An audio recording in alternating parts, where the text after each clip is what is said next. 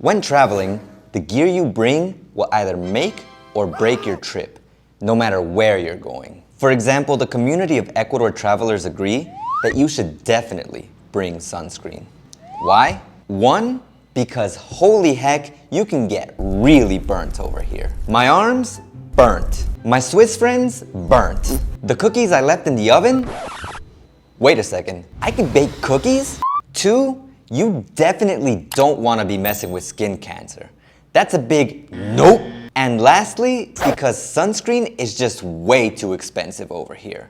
For example, I have this 60-gram container of sunscreen and it cost me $16.99 on discount. Without discount, it was $20. While this Aveeno 88 milliliter bottle of sunscreen costs $8.99 on Amazon. You get more at a lower price. I will also show you some other options on screen now. And while sunscreen is an excellent travel recommendation, in today's video, we'll be looking at other must-have travel items when traveling to Ecuador or anywhere else in the world. These items will be recommendations not only from me, who's lived here for more than 10 years, but also from others who have traveled to Ecuador or other parts of the world. Not to mention some extra goodies if you stick around till the end. But moving on with one recommended item that will help you no matter where you go is cash. But more specifically, to bring tons of physical, cold, hard cash. And you might ask, but Ace, isn't that obvious? You'd think it is, but the thing about this recommendation is that you have to take into consideration how the country you're going to works. In certain countries such as Ecuador, most small stores, small restaurants, or even just the market won't have a means to accept debit or credit cards. And while the solution is physical cash, be cautious with big bills such as $50 bills and $100 bills. Most places won't accept them because they're so uncommon that people might suspect that they're fake or that they were obtained through less than legal means. You know the ones I'm talking about. So it's highly recommended that you come prepared with $20 bills, $10 bills, $5 bills, and even $1 bills or $1 coins, because yes, those are a very common thing over here. But moving on to another really good item that goes hand in hand with another powerful recommendation is a camera. But here, I have two options for you. First is a professional camera. And for that, let's hear from my good friend and professional photographer, Don Shader. My recommendation for you folks, if you're going to come here and you want to bring a camera with you, I don't recommend bringing a high-end camera. What three cameras do you recommend for traveling? Compact cameras, inexpensive cameras to travel with. One of them was the Nikon Coolpix, the Sony CyberShot, and the other one was a Canon PowerShot ELPH. I used to have one of those. All of these cameras are less than $1,000. Little pocket camera. I like this one here. I like this one that popped up here. This is a little pocket camera. These things are great. They're small enough. You can carry it in your purse, you can carry it in your pocket.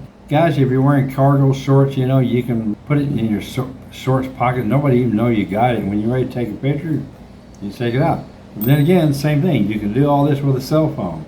Folks, a camera is a camera is a camera. What's important is the quality of the glass that you got on the front of it, the lens. And then second thing is, do you know your camera? Do you know how to operate it? Do you understand all the controls on it? And then the third thing, of course, is post-editing, you know, post-processing. And what do you do with the images after you're done with them? Here's an example. Here's a before, and here's the same shot afterwards. So, but that's what I like to do. I'm a photographer. I'm a professional amateur photographer, and that's what I like to do. But if you want to save money and space and not have to carry around a big professional camera, then a smartphone with a good camera is my second option for you. This phone would not only be useful for taking great photos, but also for keeping in touch with your friends and family. And if you're worried about price, remember, a good camera doesn't necessarily come from an expensive phone. MKBHD's overall winner for the best smartphone camera of 2022 was the Google Pixel 6a, which is available at $299 on Google's official site. If you'd like to know more about how that phone won the competition and why it's so good, I'll leave a link to MKBHD's video in the description of this video so you can check it out later. But if the 6A doesn't seem like your kind of phone, let me let you in on a little secret. I personally use the iPhone 12 Pro Max to record and edit all of my videos. What? Seriously. So if you like what you've seen on my channel and want a phone that has clearly lasted me a long time, then the iPhone 12 Pro Max or any other model iPhone are great phones that will definitely stand the test of time. Just make sure to take care of them. But if a professional camera or a smartphone aren't enough, then GastroPsychic's tip on bringing a GoPro camera is for you. According to them, when going to the Galapagos, a submersible camera is a must. And it definitely helps that it has awesome stabilization so that you can avoid any puke-inducing videos. They also recommended a case for it in order to avoid any possible damage and some strips in order to avoid fogging from being underwater. And speaking of water, what if it rains? It does tend to rain randomly in the city of Quito, but the same could be said of anywhere else in the world. You never know when to expect rain. That's why either a lightweight raincoat or an umbrella were a recommendation from a member of the community. Not only that, but they even recommended waterproof hiking shoes. If you don't plan on doing any hiking though, a pair of shoes that I've had my eyes on is Vessi's waterproof shoes. I've looked into them and they're waterproof, breathable, lightweight, and creature-free. And don't worry, this is my investigative suggestion. I am not sponsored by them in any way. But going back to the hiking shoes, those aren't the only things you're gonna need if you're going to tackle high altitudes. Another member of the community recommended medication for altitude sickness. We may be able to shrug off rain or even poor camera quality, but losing even one day of your trip due to being incapacitated by any form of sickness would be absolutely devastating. So make sure you bring some medication just in case. The community member mentioned that their doctor would prescribe acetazolamide, but you should definitely see what your doctor recommends for you. And if you're a person whose stomach is weak, or if you're worried that the food here might cause some complications for you, make sure to ask for some medicine for that as well. And remember, sickness might not be the only thing that could complicate your trip.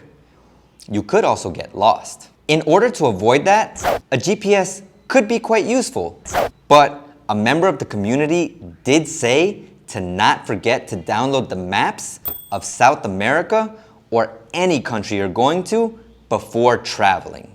The last thing you would want is to arrive to any destination you have planned, think that you're ready, and then come to the realization that the device that you were counting on has failed you. And technically that you failed yourself. And for what it's worth, you might not want to put all your trust into a device in the first place. Not only could the maps be outdated, but there's so much that they might not be able to tell you. Another member highly recommends that you bring enough money for either a private driver or a shared minibus. While spending as little as possible on your trip would always be ideal, it's also true that you want to have the best time possible. And trust me, having to worry about not understanding bus routes, having them drop you off outside of the terminal, or even risking your safety are things that you want to avoid at all costs. But after all the fun of being out in the sun, what about when it's time to rest? Unless you're somehow planning on staying awake during the whole trip, in which case, good luck, you're definitely going to have to sleep. Which is why a member also recommended earplugs. Why, you might ask? Because it can get quite loud at night. Parties and people blasting loud music on the streets at night is very real. To the point where even the member says that other Latinos complain about this as well.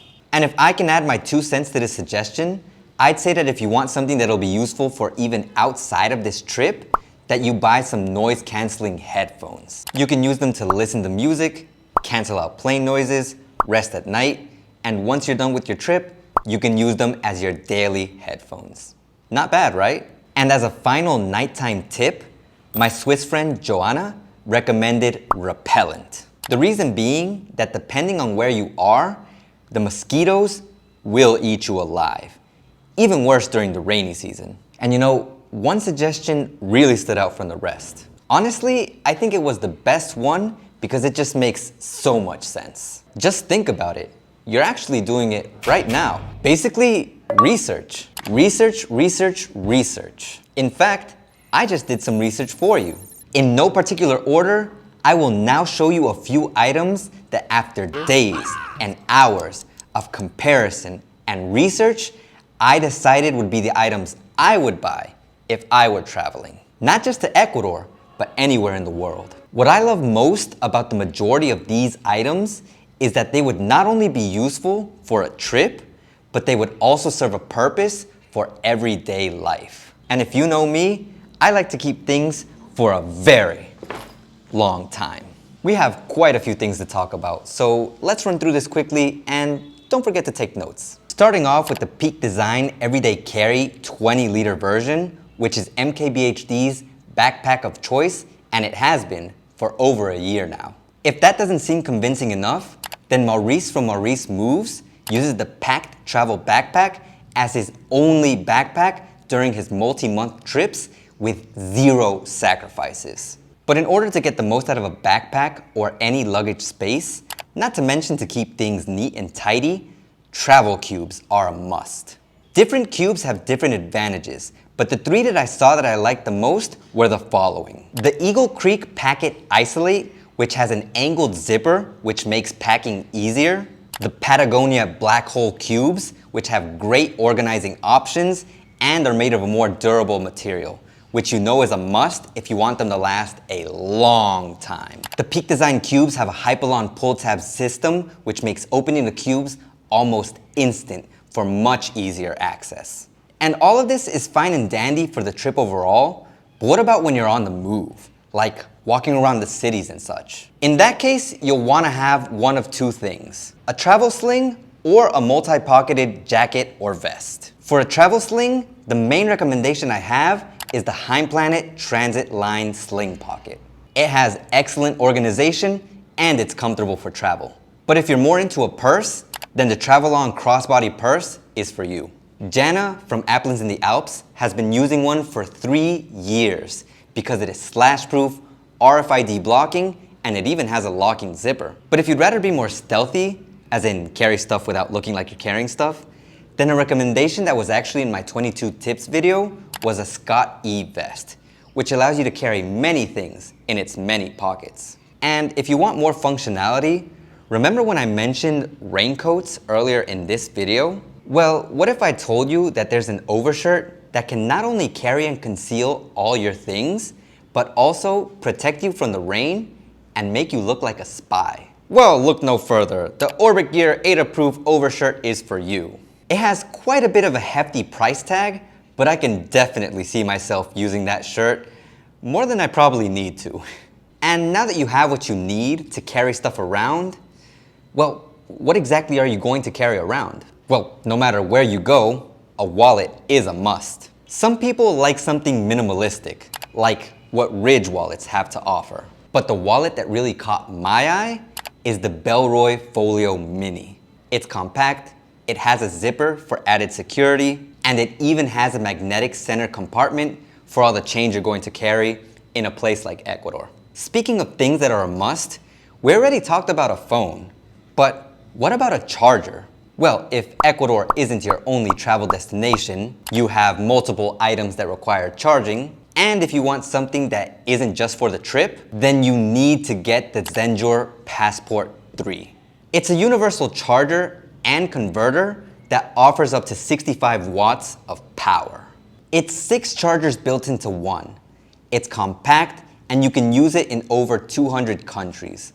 What more could you ask for? Well, you could ask for something else to charge, and that charger is going to be useful for my next recommendation, especially if you're planning to go out at night, which I never recommend due to danger, but maybe with this next item, we can resolve 2 problems in one. The T4K Nitecore Flashlight is a powerfully small flashlight that could get you out not only of a dark situation, but a tricky one as well. It shines up to 4,000 lumens, which is enough to be able to see and possibly leave someone unable to see for a short while. Self-defense is never my go-to recommendation, and if running means escaping danger, then maybe an item like this will make escaping that much easier. If you want to make the flashlight or any other item easier to carry, while also making it a bit safer to do so, then definitely get some S-Beaner side locks by Nite-Ize. As the name implies, it is both S-shaped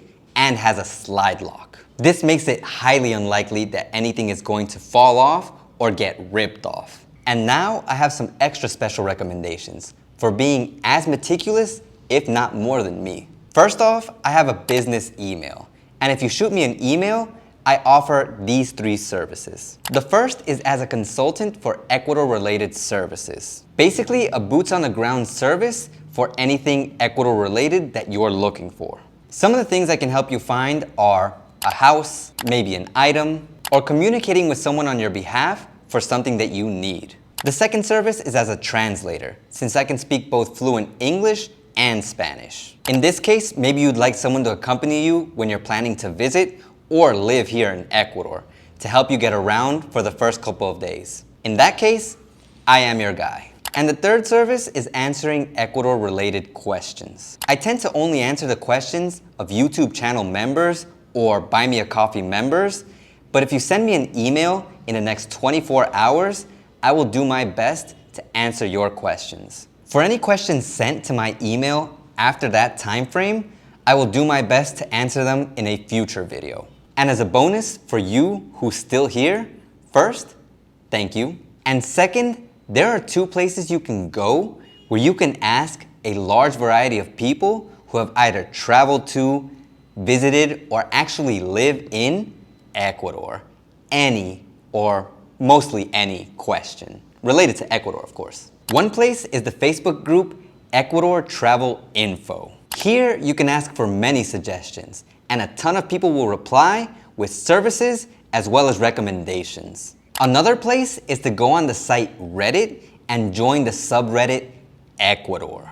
You can also ask questions here, and not just about travel, but also about news-related things about Ecuador. So if you want to stay in the loop of things that are happening in the country, not just that are travel-related, but that affect the whole country as well, then you definitely want to join that subreddit. I will leave my email, the link to the group, the link to the subreddit, links to all the items that I mentioned in this video, as well as links to the videos that I used to investigate all of these items in the description down below. If you'd like to see some of the tips that both of the communities I recommended have to offer, then check out my 22 tips video next. If this video was useful and you'd like to see some behind the scenes or help me make more videos, then consider becoming a member on buymeacoffee.com or a YouTube member. Links in the description below. Take care, be prepared for anything, and as always, ace out.